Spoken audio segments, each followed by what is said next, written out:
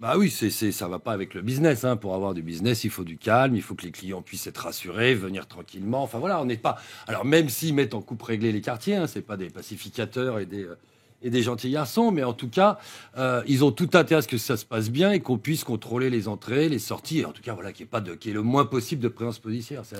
C'est du business, hein. Donc si vous voulez, c'est comme un grand magasin, hein, quand il y a des manifestations, ça l'arrange pas, on peut pas pénétrer chez lui. Bah là, c'est la même chose. Parce que quand les commerces sont vandalisés, sont pillés, ça n'a pas d'impact direct sur leur business. Ah non, c'est quand ça se passe chez eux. C'est-à-dire que c'est si vous commencez à faire des émeutes, que vous caillassez dans le quartier et que ça fait venir la police, et ben là, évidemment, votre quartier il est sinistré et votre supermarché à ciel ouvert va s'arrêter tout seul. Donc non, ils vont pas intervenir pour vous empêcher d'aller casser le magasin d'électroménager à côté de chez vous, hein. Ça, ils s'en fichent. Ils sont pas vigiles de supermarché. En revanche, leur supermarché à eux, oui, ils le surveillent. Donc finalement, si je comprends bien, c'est des hors-la-loi qui volent au secours de l'État. Ça, c'est un phénomène qui est assez récent ou c'est quelque chose Qui volent au secours de leur propre intérêt. de leur propre intérêt, mais quelque part de l'État. Ah bah, Finalement. qui rendent Ouais. service finalement à l'État et aux habitants, oui, oui, puisque c'est une forme d'ordre parallèle, oui. Et ça, c'est quelque chose qui est nouveau ou qui existait déjà auparavant? Non, ça existait, parce qu'en 2005, quand il y a eu les grandes émeutes qu'a connues la France à cette époque-là, il y a beaucoup de quartiers qui n'avaient pas bougé, notamment à Marseille. Alors, on avait dit à Marseille que, par exemple, évidemment, le trafic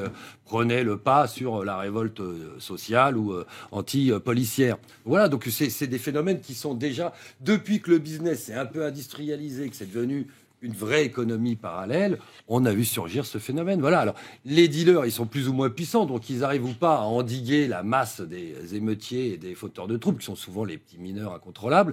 Donc, eux, soit ils ont une autorité suffisante et une équipe suffisante, soit ils sont débordés dans certains cas. Voilà, ça arrive. Des pertes pour eux, qu'est-ce que ça veut dire? Ça se chiffre Ah, c'est des en milliers d'euros. dizaines de milliers d'euros par jour? Pour les gros points de deal, oui, on peut monter à 30 000, à 40 000, Par à jour. 50 000. Alors, c'est du chiffre d'affaires, hein, on est dans du commerce, donc c'est du chiffre d'affaires, c'est pas la marge nette du commerçant, mais en tout cas, oui, la marge, elle est de plusieurs milliers, voire de dizaines de milliers d'euros pour les plus gros supermarchés. Mais est-ce que ces émeutes, c'est pas aussi un moyen de tenir la police à l'écart, de montrer que finalement, c'est nous qui tenons les quartiers?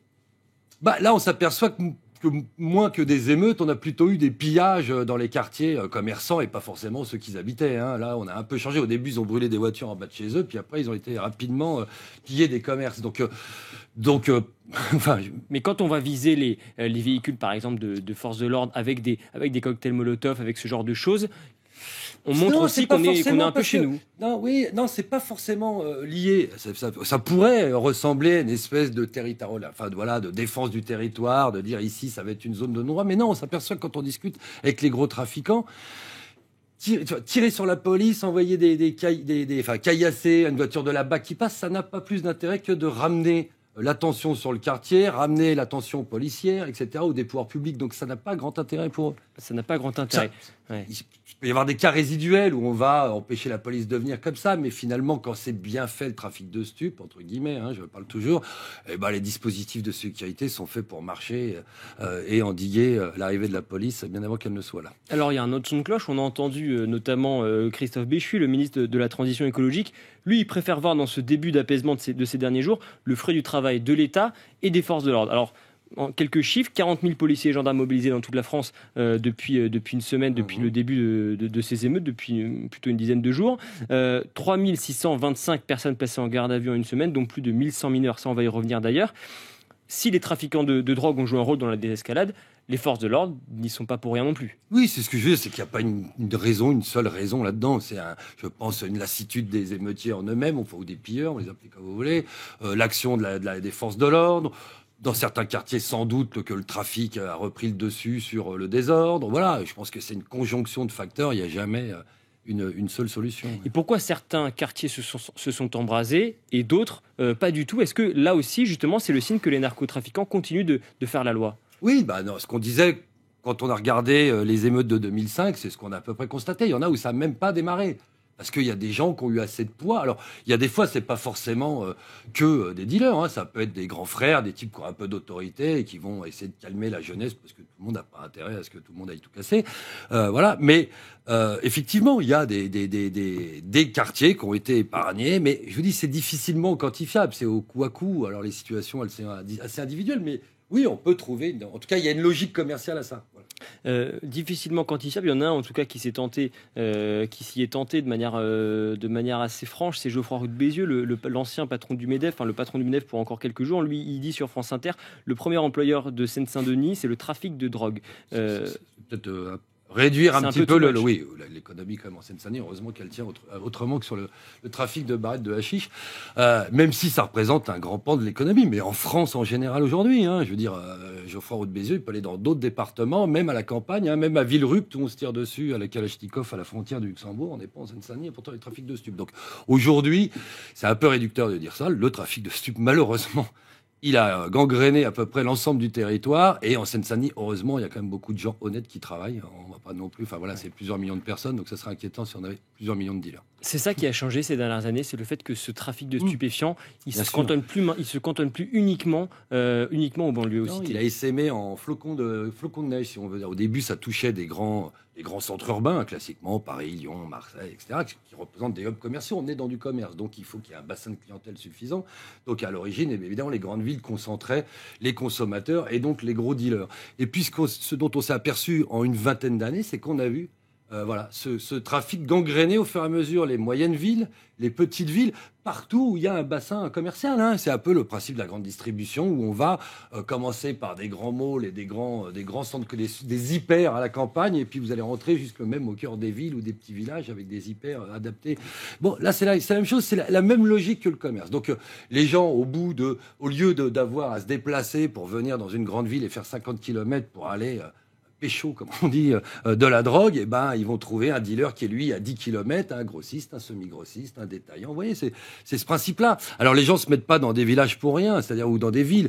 Ils se mettent sur des axes routiers, sur des points stratégiques commerciaux, là où il y a du passage, voilà, etc. Donc, Est-ce qu'on a une idée du nombre de personnes en France, et notamment dans les banlieues, qui vivent de ce trafic de drogue ? Non, c'est difficilement quantifiable, et d'autant plus que vivre, ça veut tout et rien dire. Parce que ça reste du capitalisme, certes sauvage, mais du capitalisme. Donc, il y a quand même une concentration des richesses en haut de la pyramide. Donc, en fait, les 3/4 des gens qui travaillent dans ce trafic, qui travaillent entre guillemets, sont des smicards. Voilà, des gens qui vont toucher 50, 100 euros au jour, hier plus. C'est déjà beaucoup, mais voilà. Mais le gros des millions va quand même aller en haut de la pyramide. C'est pas une ONG, c'est pas associatif, c'est pas des gens qui redistribuent leur argent gentiment. Voilà, c'est pas du tout un système communiste. Donc, oui, il y a beaucoup de gens qui en vivent, mais il y a beaucoup de gens qui en vivent petitement, chichement. De quoi faire les courses, de quoi acheter un sandwich aux gamins, de quoi se payer ses cigarettes, de quoi aller dans un parc d'attractions le week-end. Ça, c'est la majorité. C'est bien pour ça que les gens qui sont dans ce trafic, ils ont entre 16 et 20 ans, ce qu'on voit sur le terrain, comme on dit sur les terrains. Le type qui a 25 ans, il a d'autres ambitions que de gagner 50 euros par jour assis sur une chaise. Donc, on a évidemment l'excuse de minorité qui leur sert pour échapper à la police, mais c'est aussi parce que les sommes sont pas dingues. Donc, elles vont bien pour un type qui a 16, 17, 18 ans. Au-delà, ça va pas suffire. Donc voilà, oui, ça fait vivre des gens. Alors, le petit gars, il va remonter chez lui, il va irriguer peut-être un peu la famille, sa mère va aller faire des courses avec ses 100 euros, etc. Mais je veux dire, voilà, ils vont pas s'acheter de Mercedes, ils vont pas avoir des lofts sur la Côte d'Azur. Oui, ceux qui sont à la tête, oui, ils ont même beaucoup plus. Ils ont des demi-tours à Dubaï même. Et ceux qui sont à la tête, justement, quelles sont leurs méthodes ? On s'installe dans un point de deal et ensuite c'est la loi du plus fort ? Oui, c'est ça. Alors, avant, on s'installait chez soi, dans son point de deal, en bas de chez soi, parce qu'on contrôlait l'environnement, puis on travaillait avec ses copains. Puis au bout d'un moment, la logique est commerciale. On s'aperçoit que le point de deal des autres, il marche mieux, parce qu'il est mieux placé. Il est à la sortie de l'autoroute, il est au croisement de deux grands axes routiers, etc. Donc, au bout d'un moment, on va se dire... Et là, il n'y a pas d'autre moyen de réguler ce commerce que par la force. On ne va pas aller au tribunal de commerce ou essayer de faire une OPA sauvage. Oui, l'OPA sauvage, je vous explique, ça s'appelle une Kalachnikov. On met de la 7,62, il y en a 30 et on tire sur les concurrents, ou en tout cas sur les compétiteurs. Et donc voilà, donc ça se règle comme ça, effectivement. Donc avant, chacun travaillait dans son coin et se contentait en gros de ce qu'il avait. C'était un peu la loterie du dealer. Je suis né dans un endroit qui est mal placé, j'ai un petit business. Et puis aujourd'hui, on passe à la concurrence féroce. Enfin voilà, donc vous avez coup d'armes de guerre. Vous avez parlé des jeunes. Vous en avez rencontré un certain nombre dans le cadre de vos activités, de vos documentaires. Années, oui. Qui sont ces jeunes ? Comment est-ce qu'ils arrivent dans ces réseaux-là ? Comment est-ce qu'on est recruté ? Bon, alors je vous dis, ceux qui sont tout en bas, le pire c'est que c'est même pas des voyous. C'est généralement des gamins, pas forcément d'ailleurs du quartier, parce que on va pas rentrer dans les détails techniques, mais ils embauchent rarement les gens de chez eux pour qu'ils soient connus, ils les font tourner pour que les têtes qu'elle soit pas. Mais alors, comment est-ce qu'ils se retrouvent là dans ces Donc, en réseaux? fait, c'est du bouche à oreille. Alors, maintenant, vous avez même des annonces sur les réseaux sociaux où on dit le réseau de machin à Toulouse recrute 4 vendeurs, 2 guetteurs. Donc, vous avez un espèce de pôle emploi parallèle. Et sinon, c'est du bouche à oreille. Donc, ça va être, on va faire tourner le mot dans un quartier. Il y en a un qui est déjà guetteur dans une cité. Il rentre chez lui, puis il va dire au copain, tiens, moi, je travaille pour un réseau qui est dans la ville d'à côté ou à 2 kilomètres. Il cherche 2 autres gars.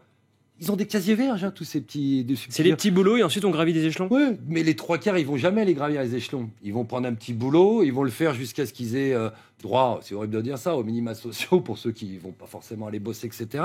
Et ils vont quitter le trafic. On est vraiment libre d'en sortir? Oui, on est libre. Après, si vous êtes à un poste un peu clé, c'est compliqué, mais tous ces gamins-là, c'est cloisonné. Il faut pas imaginer qu'ils savent même pour qui ils vendent. Ils savent même pas pour qui ils vendent. La tête de réseau, pensez bien qu'entre le gars qui fait la surveillance assise sur une chaise qui a 15 ans et le big boss qui fait venir 400 kilos de hashish à vendre dans le quartier ou dans les cités alentours, personne ne le connaît. Il y a que ce qu'on appelle, ils mettent des coupes-circuits, des fusibles. Donc en fait, ces gamins-là, ils n'ont même pas un profil de délinquant. Généralement, tout ce qu'on leur dit, c'est tu t'assois sur une chaise, si tu vois une voiture de police, tu te mets à hurler et puis tu gagnes 50 €. Ils en sauront guère plus. Ceux qui vont faire carrière, c'est 1%, 2%, 3%. Le problème, c'est qu'il y a un réservoir en bas de l'échelle qui est quasiment infini. C'est-à-dire que ces gamins de 15-16 ans qui réalisent pas vraiment la gravité du truc, parce que c'est 50 balles gagnées rapidement en bas de l'immeuble. Voilà. Sauf que là, quand même, ça commence à changer, notamment à Marseille, où les politiques d'intimidation et de terreur des dealers qui s'entretuent entre quartiers, entre cités, fait que maintenant, ça devient les premières victimes de ces guerres des stupes. Ces gamins. Donc là où c'était un petit job tranquille à 50 €, aujourd'hui, c'est vous faites tuer pour 50 €. Donc là, ça commence à être un peu plus compliqué. Mais justement, le recrutement commence à être difficile. C'est une chose de faire du trafic de drogue, c'en est une autre de tirer à l'arme de guerre. Comment est-ce qu'ils se retrouvent, certains d'entre eux, avec des kalachnikovs, parfois des bazookas, des grenades? Alors, les armes de guerre, elles viennent, on le sait classiquement, des pays en guerre. Donc, nous, on a ramassé à la suite des années 90 et des conflits en ex-Yougoslavie, tout l'armement d'ex-Yougoslavie. Donc, en gros, des armes d'Europe de l'Est, des kalachnikovs, etc., du Semtex, des explosifs. On peut à peu près, il y avait même effectivement des RPG-7, c'est-à-dire ce qu'on appelle vulgairement un lance-roquette ou un bazooka. Ces armes-là, elles sont arrivées au compte-gouttes à la fin des années 90. On les a vues surgir à partir de 96, 97, sur des attaques de fourgons blindés, ce genre de choses. Les dealers en achetaient, mais s'en servaient pas à l'époque. En gros, ils faisaient les beaux, comme De Niro dans Taxi Driver, devant sa glace de salle de bain. Et puis un jour, en décoration. Et puis un jour en 2005, oui, c'était l'espèce de répute. Moi, j'ai un fusil d'assaut. D'accord. Voilà. Et ensuite, personne n'y touchait parce qu'ils se disaient quand même le jour où on va commencer les hostilités, ça va devenir assez ardu. Et en 2005-2006, il y a un téméraire qui a commencé à sortir le truc. Et puis on a vu par mimétisme, par imitation. Et le problème, c'est qu'aujourd'hui, si vous sortez plus la Kalachnikov ou autre arme de guerre en cas de conflit, on vous prend plus au sérieux. Le problème, c'est que c'est un business où ça marche pas au CV, ça marche à la réputation.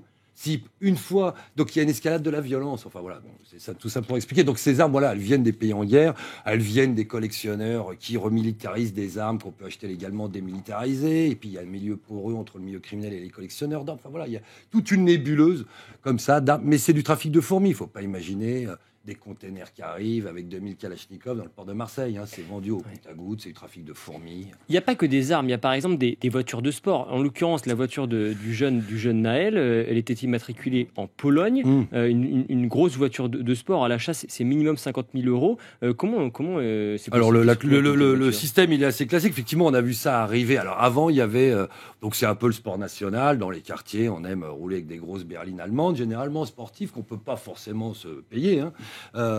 Donc on les loue. Donc il y a eu des loueurs. Et là, la voiture, en l'occurrence, elle vient de Pologne parce que depuis quelques années, c'est la mode, parce que la législation polonaise permet notamment de sous-louer des voitures. Donc les loueurs français de quartier qui louent ces bagnoles de sport, ces voitures de sport assez jeunes, au lieu de les détenir eux-mêmes, ils vont les louer à des loueurs, les sous-louer à des loueurs polonais. Et en plus, comme c'est en plaque polonaise, évidemment, les retraits de points, toutes ces choses-là, vous allez passer à travers quand vous en servez. Donc c'est un bénéfice pour tout le monde.